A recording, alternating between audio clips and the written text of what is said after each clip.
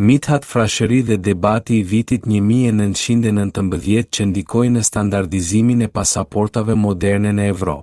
Në vitin 1919, kur bota sapo kishte dal nga lufta e parë botërore, Evropa ishte e shkatëruar dhe shtetet po rindërtonin kufit, identitetin dhe institucionet e tyre.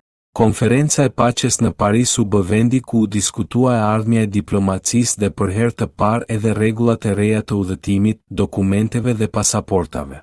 Mes delegacioneve gjigante europiane, ishte edhe një zë shqiptar, Mithat Frashëri. I biri i Abdyl Frashërit, një nga intelektualët më të ditur të kohës, poliglot, diplomat, publicist dhe një figurë që u respektohej në qarqet intelektuale europiane. Në një moment kur shumë vende nuk kishin ende një sistem të qartë identifikimi, Mithat Frashëri paraqiti disa prej propozimeve më të avancuara të kohës për standardizimin e dokumenteve të udhëtimit, që pasaportat të kishin fond të njëtrajtshme për të gjitha shtetet, të përmbanin të dhëna të sakta për identitetin, të përdoreshin fotografi dhe të përfshinin element sigurie të barabartë.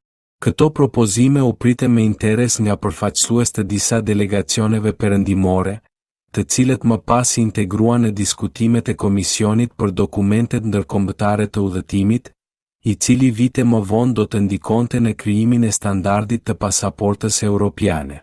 Kontributi i Mithat Frashërit nuk ishte teknik por vizionar.